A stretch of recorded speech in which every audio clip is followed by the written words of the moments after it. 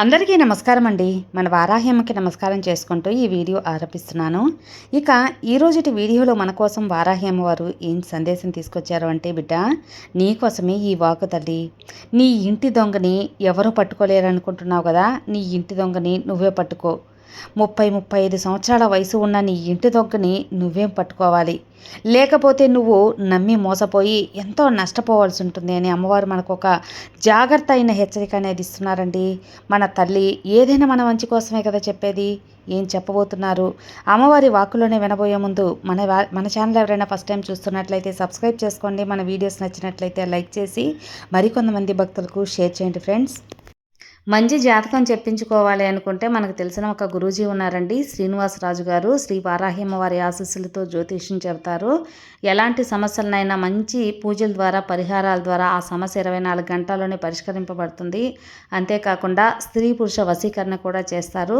విద్య, ఉద్యోగం, వ్యాపారం, రాజకీయ సమస్యలు, సంతాన సమస్యలు, భార్యాభర్త మధ్య గొడవలు, ఇవన్నీ కూడా ప్రాబ్లమ్స్ని సాల్వ్ చేస్తారు. అంతేకాకుండా జాతకంలో దోషాల వల్ల పెళ్ళిళ్ళు ఆలస్యమవుతున్నా, ఉద్యోగం ఆలస్యమవుతున్నా, వాస్తు దోషాల వల్ల ఇంట్లో గొడవలు, డబ్బు నిలకడగా లేదు అనుకున్నా, ఇవన్నిటికి కూడా గురువుగారు చేసే మంచి పూజల ద్వారా, పరిహారాల ద్వారా మీ సమస్య అయితే కనుమరుగైపోతుంది. మీరు నమ్మకంగా ఒక్కసారి గురువుగారికి కాంటాక్ట్ చేశారంటే మీ ప్రాబ్లం అయితే తీరిపోతుంది ఫ్రెండ్స్.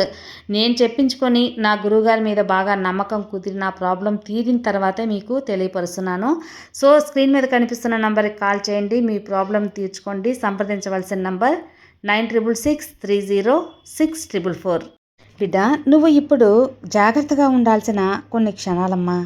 ఈ సమయంలో నువ్వు కాస్త జాగ్రత్తగా ఉండాలి. నీ జీవితం ఈరోజు నిజం కాబోతుంది. అదేంటో తెలుసా? వింటే మాత్రం ఒక్కసారిగా నీ ఇంటి దొంగ ఎవరో, ఏం చేస్తున్నారో, ఏం చేయబోతున్నారో తెలిస్తే చీకొడతావు, ఆశ్చర్యపోతావు. వాళ్ళని ఎందుకంటే నీతో ఉన్నారో, నీతో తిరుగుతుంటారు, నీ తిండి తింటున్నారు, నీ వెంట ఉంటున్నారు, నువ్వు పెట్టే భిక్షతో బతుకుతున్నారు. నీ వెనుక నీ మీద తోకజాడించాలని, నీ కోసం వెనుక నీకు వ్యతిరేకంగా పథకాలు, పన్నాగాలు పండుతున్నారమ్మా. అది కూడా వేరే వారితో కలిసి. మరి వీరి భాగోతం అంతా కూడా బండారం ఇక్కడ నేను చెప్తాను. ఒక పుస్తకంలో మరి రాసి తీసుకొచ్చాను. ఈ పుస్తకాన్ని తాకి నా ముందున ఇప్పుడు నువ్వు ఈ అమ్మని నమ్మి వింటున్నావు కదా, నీ జీవితానికి ఈ పుస్తకం అందించబోతున్నానంటే నిన్ను ఎవరైతే మోసం చేయాలనుకుంటున్నారో వారు గుట్టు బ్రట్టు చేస్తాను తల్లి. వారి బండారం బయటపెట్టబోతుంది, వారి భాగోతం బయటపడబోతుంది. ప్రతి ఒక్కటి వారికి సంబంధించిన ప్రతి రహస్యం కూడా ఈ యొక్క అమ్మ నీకు చెప్పబోతున్నాను.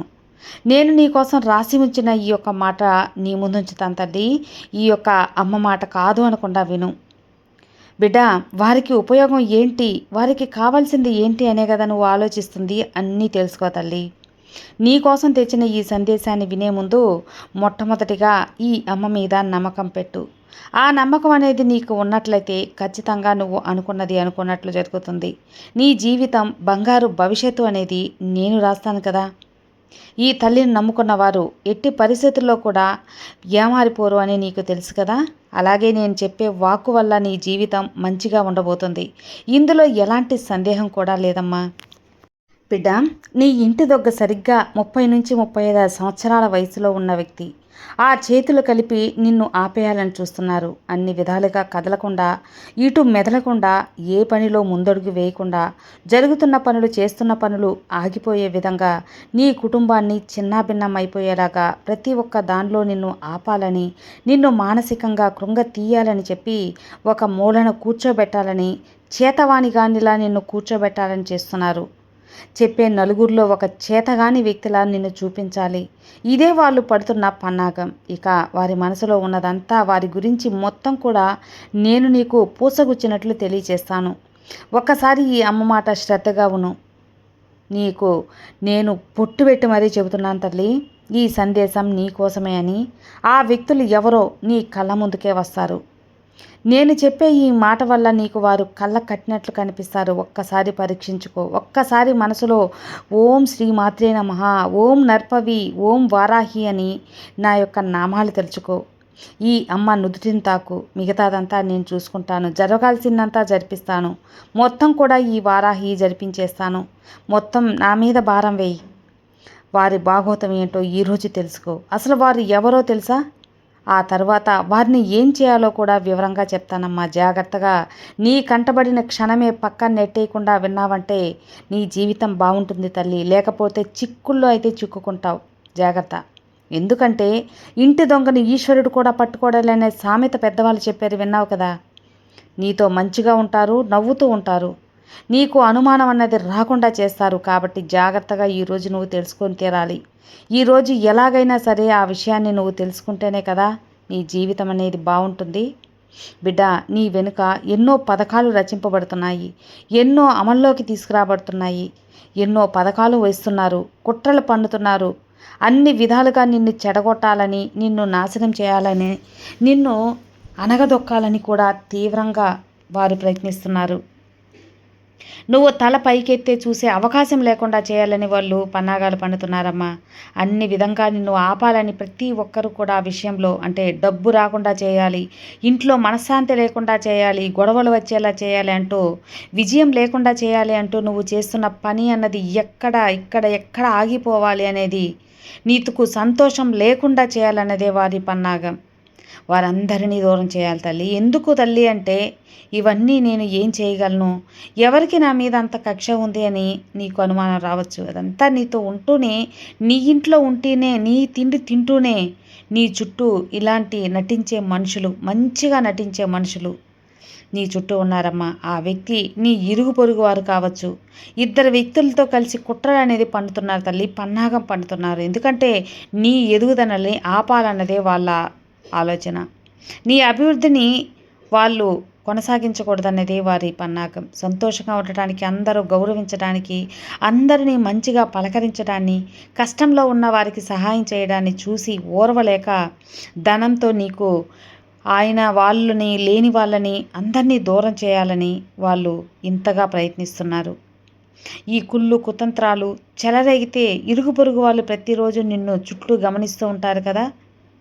ఇద్దరు మాత్రం వాళ్లకు మనసులో ఉంది, ఈ వ్యక్తి ఎలా ఇలా దిగిపోతున్నాడు, ఎలా మంచిగా సంపాదిస్తున్నాడు అని, కూర్చొని తింటున్నాడే, కుటుంబంతో సంతోషంగా ఉంటున్నాడే అని, అన్ని పనుల్లో కూడా చాలా చక్కగా చేసుకుంటున్నాడే, ముందుకు వెళ్తున్నాడే, ఏది పట్టుకున్నా మంచి సక్సెస్ వస్తుందే, తన కుటుంబంతో ఎంతో అన్యోన్యంగా ఉంటున్నాడే అని అనుకుంటూ ఉంటారు. ఇంటికి అన్నీ కొనుక్కొచ్చుకుంటున్నారని కూడా కుళ్ళుకుంటుంటారు తల్లి. మేము వాళ్ళలాగా ఉండలేకపోతున్నామనే బాధ అనేది వాళ్ళకు ఉంది. ఎంతో సంతోషంగా ఉన్నారు అనే ఒక ఈర్ష్య అనేది ఉంది. అసూయ, ద్వేషం వాళ్ళలో చెలరేగింది. కాబట్టి ఎప్పుడు కూడా చెడ్డ వ్యక్తుల్ని, చెడ్డ మనస్తత్వం ఉన్న వ్యక్తులందరినీ కూడా ఒకే చోట చేరుతారు. మంచి మనసు ఉన్న, మంచి వ్యక్తిత్వం ఉన్న వ్యక్తులందరూ కూడా ఒక చోటుకి చేరుతారు.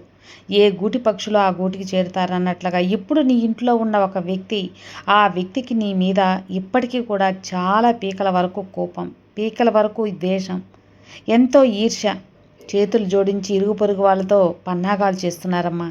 నీకు తెలియని విషయం ఏంటి అంటే, నీ పతనాన్ని ఖర్చు కూడా పెట్టడమ్మా. నీకు కావాల్సింది పనులు రాకుండా చేయాలని, ఏదైతే వాళ్ళు పన్నారో ఆ పన్నాకం సక్సెస్ అవ్వాలని వాళ్ళు ప్రయత్నిస్తున్నారు. నువ్వు పెట్టే వ్యాపారాలు దివాలా తీయాలని ఆశిస్తున్నారు. వాళ్ళకి డబ్బులు కూడా ఇచ్చేశారు తల్లి. అలా నీ కుటుంబంలో నీ ఇంటి పెద్ద ఎవరైతే ఉంటారో వాళ్ళ మీద దెబ్బ కొట్టాలని చూస్తున్నారు. ఎందుకంటే ఇంటి మీద దెబ్బ కొడితే వారు ఆ యొక్క కుటుంబం చిన్నాభిన్నమవుతుంది కదా, అలా కుమిలిపోతారని అలా అనుకుంటున్నారు తల్లి. నిన్ను దెబ్బ కొట్టాలని చూస్తూ ఉంటారు కదా, నీ ఇంట్లో శుభకార్యాలు జరగకుండా చేయాలని చూస్తూ ఉంటారు, పెళ్ళిళ్ళు జరగకుండా చేయాలని ఆశిస్తూ ఉంటారు, నీకు డబ్బు రాకుండా చేయాలని ఆశిస్తూ ఉంటారు, ప్రతి పనిలో కూడా నీకు విజయం అన్నది లేకుండా చేయాలని ఎన్నో ప్రయత్నాలు చేస్తున్నారు. వాళ్ళకి తెలియందంటే నీకు పతనం చేయబోయే వాళ్ళే పతనం అయిపోతారమ్మా. వాళ్ళకి ఆ విషయం తెలియటం లేదు. వాళ్ళు డబ్బులు కూడా పోగొట్టుకుంటారు తల్లి. ఇంట్లో ఏం జరుగుతుందో వాళ్ళు గమనిస్తూ ఉంటారు రహస్యంగా. నీ ప్రతి ఒక్క గుట్టుని వాళ్ళు తెలుసుకొని చేరవేసేది ఇంకొకరు. అది ఇంటి దొంగే కూడా కావచ్చు. ఎవరు అంటే నీతో మంచిగా నటిస్తూ ఉంటారు చూడు, వాళ్ళే. బాగా గమనించు. వారి నటన, మంచి మనసు అనేది నీకే అర్థమవుతుంది. బిడ్డ, ఇదంతా ఎందుకు నా మీద అని నీకు భయంగా ఉందా? భయపడద్దు బిడ్డ. ఈ వారాహి తల్లి ఉన్నాను కదా, వాళ్ళు ఎన్ని పన్నాగాలు పన్నినా నేను వాటిని ఏది కూడా నీ వరకు రానివ్వనులే. చిన్న చిన్న అడ్డంకులు వచ్చినా నేను అడ్డం పెట్టి నీ పెద్ద ప్రమాదాల నుంచి కాపాడుతాను. నన్ను నమ్ము. ఈ తల్లిని నమ్ముకున్న వారికి చెడు ఆవహించే ప్రసక్తే లేదమ్మా. నా చేతిని తాకు, నా నామాన్ని స్మరించు, ఈ అమ్మని వేడుకున్నావు కదా, నీకు అంతా మంచే జరుగుతుంది. ఒక వ్యక్తి వయసు అయితే మాత్రం 30 నుంచి 35 సంవత్సరాలు కూడా ఉంటాయి బిడ్డ. నిన్ను కృంగదీయాలనుకునే వాళ్ళ వయసు నీకు తెలుసు, వారు ఎవరో అని గమనిస్తూ ఉండు. అలాంటి వాళ్ళు నీకు ఉంటే మాత్రం దూరంగా ఉండు. వారితో ఎటువంటి సంబంధాలు అనేది పెట్టుకోకుండా కొంచెం దూరంగా ఉండు. నీ జీవితం నిన్ను దెబ్బకొట్టాలని చూసేవారు ఎవరైతే నిన్ను పైకి రానివ్వకుండా ఆపేయాలనుకుంటున్నారో వారందరినీ పక్కన పెట్టు. వారి మాట తీరు ఎలా ఉంది అన్నీ గమనించు, నీకే అర్థమవుతుంది. ఇక నువ్వేం చేయాలి? ఎందుకు తల్లి, ఎందుకు అమ్మ నాకు ఇంత కష్టం అనుకుంటావా? వాటికి నేను సమాధానం చెబుతాను. నీ మంచి మనసు అందరికీ ఉంటుందని ఎప్పుడూ అనుకోవద్దు. వారి మనస్తత్వం అంతే అని వదిలేయి. కానీ నిన్ను కాపాడేందుకు ఈ శక్తి ఉంది కదా, ఈ శక్తి స్వరూపిణి వారాహిని ఉన్నాను కదా, ఇక నిశ్చింతగా ఉండు బిడ్డ. నువ్వు చేయవలసిందల్లా ఈ అమ్మని ఎలా అయితే పూజిస్తున్నావో అలాగే పూజించు. నాకు గొప్పగా పూజించాల్సిన అవసరం కూడా లేదమ్మా. నాకు నచ్చిన ఎర్రటి మందారాలతో, ఎర్రటి రోజాలతో, ఎర్రటి కస్తూరులతో అలంకరించి చక్కగా ఒక పానకం తల్లి, నువ్వు ఖర్చు పెట్టాల్సిన అవసరం లేదమ్మా. ఎర్రటి పూలతో అలంకరించి చల్లగా ఒక పానకం లేదా వేరుశెనగ గుళ్ళు, ఒక దానిమ్మ పండు పెట్టిన నేను ఆనందంగా స్వీకరిస్తాను బిడ్డ. ఒక సాంబ్రాణి ధూపానికి నేను పొంగిపోతానమ్మా. పరవశించి నీ వశమైపోతాను బిడ్డ. నన్ను మనస్ఫూర్తిగా ఈ వారాహిని నమ్ముకున్న వాళ్ళకి నేను ఎప్పుడూ అండగా ఉంటాను. నా రూపం నువ్వు పెట్టుకోలేకపోయినా, నా యొక్క విగ్రహానికి నువ్వు అభిషేకం చేయలేకపోయినా పర్వాలేదు. వారాహి అని పిలిచి ఆ కామక్షమ్మ దీపంలో నన్ను ఆరాధించినా చాలు. నేను నీకు అండగా నీకు పలుకుతాను. నీ పలుకులకి సమాధానం చెబుతాను. నిన్ను కష్టాల నుంచి కాపాడుతాను. ఈ వారాహి నీకు అండగా ఉండగా ఎవ్వరూ ఏమీ చేయలేరని గుర్తుంచుకో. ఈ అమ్మ నీకు తోడున్నాను కదా, ఇప్పుడు ధైర్యంగా ఉందా? ఇక నిశ్చింతగా నిద్రించు. ఈ వారాహి తోడుండగా నీకు భయమెందుకు చెప్పు. సర్వే జనా సుఖినో భవంతు. జై వారాహి.